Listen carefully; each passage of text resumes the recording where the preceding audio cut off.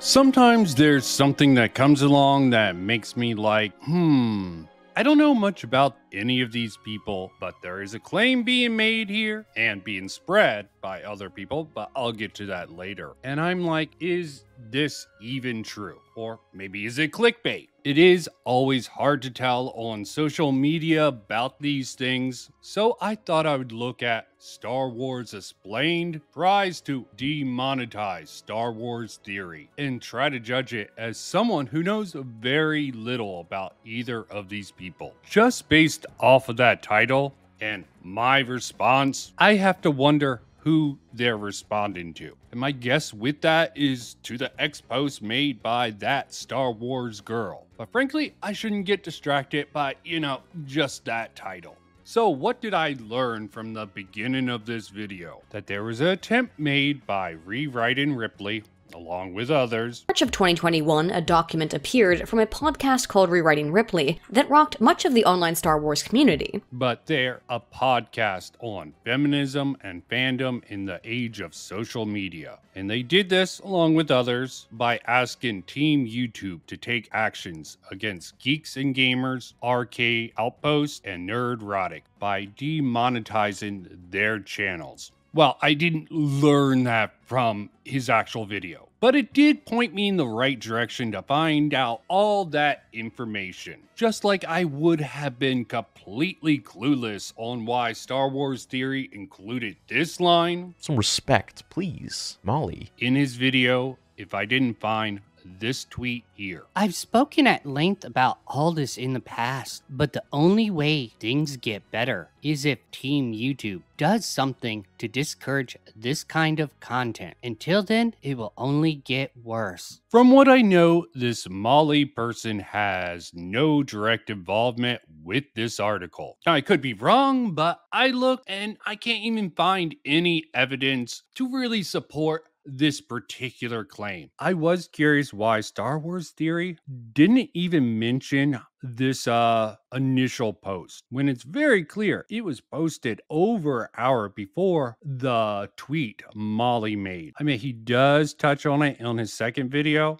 And all through a coordinated attack on me and my fellow peers who disliked the Acolyte by Rewriting Ripley Pod, Molly Damon, Star Wars Explained, and so many other people. So maybe he didn't know about this at the time. Definitely a lack of due diligence before making such a wild claim that he's making in that video and following up in the second video on this particular subject matter. And just like before, it seems like he's getting most of this from other social media influencer figures, from the anti-woke, DEI, SJW sphere of the internet that's probably skewing his view of things. But I do believe this is being seen as her co-signing and sort of adding to the hate campaign against Star Wars Theory. And the tagging of Team YouTube here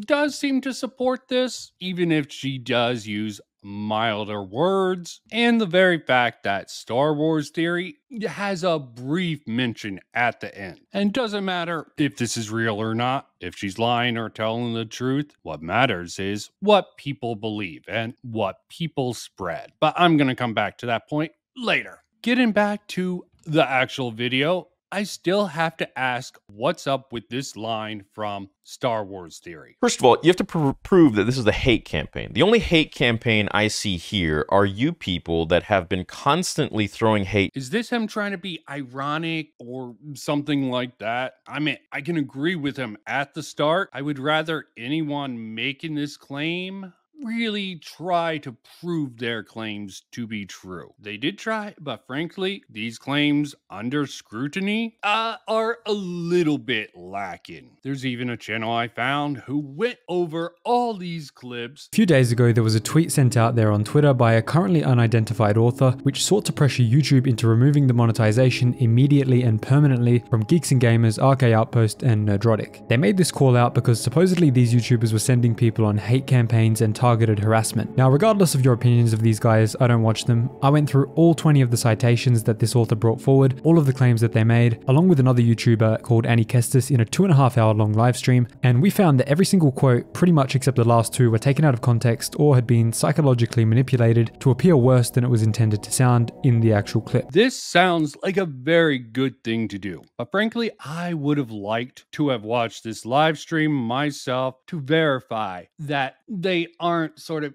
getting the wrong impressions from these sections and their logic to really lay out why they think that these clips were in fact taken out of context and whatever this psychologically manipulated to appear worse than it was intended to sound in an actual clip. That's a new one to me. I am curious, as someone interested in rhetoric and all this sort of analytical readings of discourse online, how they come to this conclusion. But never mind. I did type a comment, where can I find a link to this live stream? Because I looked around a little bit to see if I could find it. No real live sort of tab, no videos that I could see. Maybe they will give me the link and I can go over at some point, or maybe I'll find at some point whenever I end up going over some of the stuff that I missed and whatever follow-up I need to do with this particular video here. So I can't seem to figure out why he is trying to make really the next claim he does. The only hate campaign I see here are you people that have been constantly throwing hate. Okay, the boys can defend themselves and they want to go to court for that, they can do that. That the only hate campaign that he sees isn't him or Geeks and Gamers, Ryan, Nerdrotic, but this hate campaign against him and all these people. I'm guessing he's gonna try to sort of lay out the evidence for that particular claim here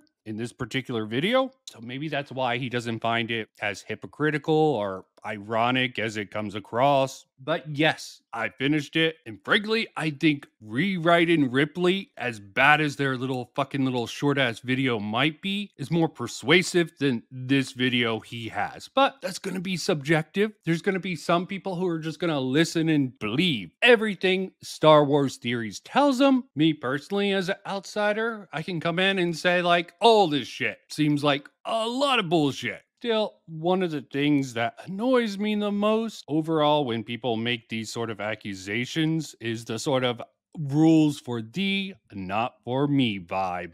There's also several claims that Star Wars Theory theorizes about this Alex person with really little to no evidence besides some anecdotal stories he paraphrases some of the time. Let's set that aside for now. The next WT moment I'm getting from SWT's video is him going through these close to 8-year-old emails between him and Star Wars Explains Alex. Like this section here. I actually do have a question for you. You kind of popped up on my radar because I saw this ad on one of my videos. Yeah, really, Alex. Like 8 years later, yeah, for sure, that's the reason I popped up on your radar. This ad that my network put up for literally 5 days, that's what made you... Okay, yeah, sure. I don't want this to sound like I'm angry at all or anything. Why the fuck would you be angry? How would you even say that? She got your ass. Because it's literally telling me right there that you're angry. And believe me, he was, because I have more to say about this when I actually met him. It's strange to Star Wars Theory that this other Star Wars YouTuber didn't know who he was until he saw this ad on his video. And yes, this Alex guy clearly trying to create a network of YouTubers talking about Star Wars, at least online. And the ad on his video got him curious about the new content creator on the scene. At least that's how he probably saw it. So reached out to make, the deets connect up and maybe do some collab. That's how it goes in content creation sometimes. It makes sense to sort of a first contact with someone trying to make similar content that he frankly doesn't know, who are strangers, would come across as overly polite and a little bit awkward. Hence the title of the email, Star Wars Explained Introduction. Also, maybe a little bit of content brain in that. Yeah, some people might get the wrong impression of this question. Star Wars Theories sort of framing this as, oh yeah, you were angry, seems like a cope to me. Or maybe current day anger coloring his past vision of his interaction with Alex, which could explain a lot of this video. As I said, outsider can't know for sure. There's probably a lot of other elements within this that would make any reading of this a little bit off. This just seems like he's trying to make sure his question isn't presented as an attack. There's even a sort of thing towards the end of this emails.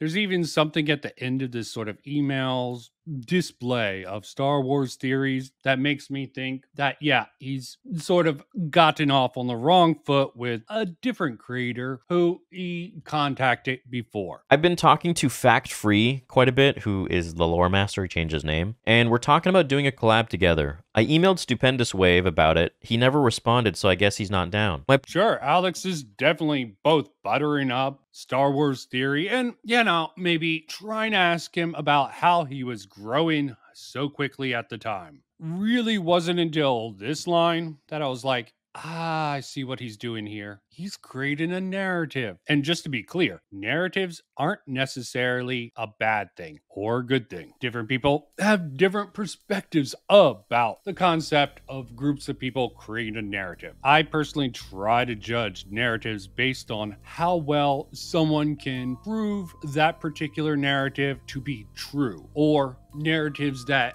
tend to align with reality based off of what can actually be proven. I said something about anecdotal experiences of Star Wars Theories being very weak evidence, and yeah, that is true. Older the memory, the more likely people are to misremember them. Plus, emotions tend to color our personal experiences differently than how they actually are in reality. The reason I bring this up is because the email is from October 8th, 2016. And given Alex technically didn't have a wife at the time, I'm assuming marriage plans came up and the wedding was in the works.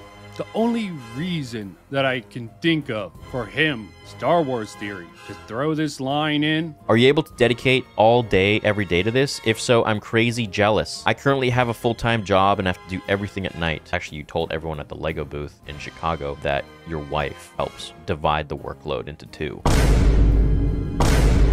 At least from the audience perspective, to make it like that Alex is somehow disingenuous, dishonest, or maybe even clearly lying here. I am curious when this Lego booth in Chicago occurred. Star Wars Theories brings it up later, so he doesn't give it an exact time frame. So Star Wars Theories goes on and gets into it, and I have to wonder, how thin-skinned is this man? Like this, inflammatory videos. So then it starts to get a little bit, things got bad, because he started to make, he made some inflammatory videos about my theories, about my what ifs for Snoke and this and that, and he would make fun of some of the stuff in his like questionnaire videos and like poke at me, and I didn't take too good to that. And then he started to create a series and sell t-shirts for this new podcast he created called This Week in Clickbait, and I was like the star of every single episode. You're using one fucking example. It's not even that harsh of a fucking criticism. Give us something a little bit more examples. You want to establish this sort of pattern? Give us something that we can verify. But so far, he gives us one example and assumes that this will carry his narrative along. Guys, so a few days ago, I covered the information and anger that was spreading by fans on Twitter and social media in general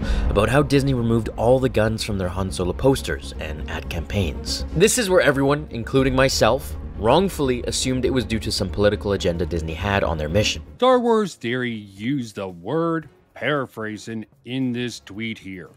But in the video, that's right below the tweet, Amala does not directly connect alt-right or bigotry and vitriol, prejudice, hatred, and hateful language towards us to the cancelization of the show. It's definitely something she sees as a factor that led to it. He also uses the word paraphrasing twice in his video on Star Wars Explained. I remember walking down the street with him, and he was like, before I knew who you were, I couldn't sleep at night. He's like, I'm serious. I'm paraphrasing. I'm serious. I was overhearing those eavesdropping, if you will. But they were like at the other side of the table. And Molly frickin' says, again, paraphrasing here. So my point here is, if he is paraphrasing what Amalia is saying here in her video pretty poorly, or at least in a rather bad light, how can anyone really trust that Star Wars Theory is paraphrasing his conversations with Alex or Molly from years ago correctly? Now, since I came across a certain YouTuber, rather small, rather young, don't agree with all of his points, but in going through Samuel's videos on Star Wars Theory, I found this clip that just might explain the well-poisoning Star Wars Theory does at the beginning of his video with his ignorant ass theory that he probably just pulled out of his ass. There are a lot of opportunistic people, especially women, because they are able to really manipulate men easily through the physical with OnlyFans, which is what that is. I think it might explain why Star Wars Theory is so convinced it was Molly. It had to have been Molly who was the mastermind of this plot. And I know Alex is behind all this, but he's just such a sackless guy that he just can't do it himself, and he has to have his wife do it for him. To be crystal clear, I don't think it was smart or even ethical for Molly to join in on this online campaign to demonetize those of the Friday Night Tights crew, even if Star Wars Theory technically wasn't actually included in this sort of campaign to demonetize certain people on YouTube. This would still be seen as an attempt to hurt a rival channel. And Star Wars Theory was mentioned in this document, and as much as I hate it, guilt by association is a thing. So is many other things like cherry picking and whataboutism, such as with someone like a Demion here. Excuse me for this slight tangent about. So here we have a Demion sort of spreading something that is incorrect about a certain thing that doesn't actually matter in this context. Got community noted. Here's what I want to highlight. The Ackman sort of chimed in here. Imagine writing your own woke dialogue exchange, pretend it was written by someone else, then getting mad at it. You are the gayest person on this entire site. And frankly, I think this is how we should really deal with people we dislike or disagree with. Don't try to cancel them, just mock them off the internet, or just highlight to people how ignorant and maybe even bigoted they might be. And to be clear, I'm not using bigoted in the sort of a traditional sense that everyone else does. I'm going by the actual definition of it. A person who's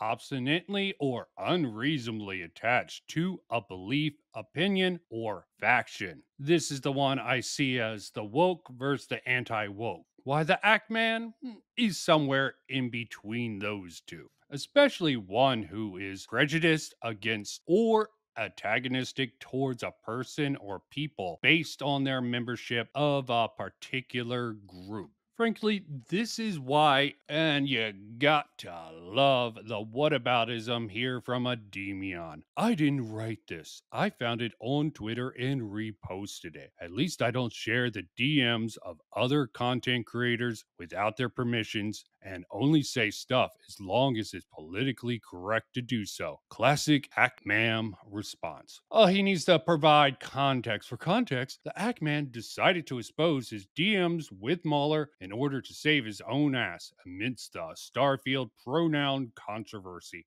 Yeah, the only one who thought that was a controversy was you and your side of things, which didn't work, by the way. Also, the same guy who said dark blah blah blah. None of that's important. What I want to highlight here is that Ademion is trying to shame the Ackman for revealing personal DMs with Mauler to get at Az. But when it comes to Star Wars Theory exposing his 8-year-old emails with Star Wars Explained Alex, he's just gonna ignore that, move past that goalpost, and join the narrative Star Wars Theory spun out of that sort of exposing private emails. I guess DMs and emails have different rules. Rules for thee, not for me, guys. Not for me, guys. And this comes across even more ironic, given Demion on September 5th recognized it was Ryden Ripley who started this campaign, but on the 8th, after Star Wars Theory has his little conspiracy theory video out there where he uses private emails to create his sort of narrative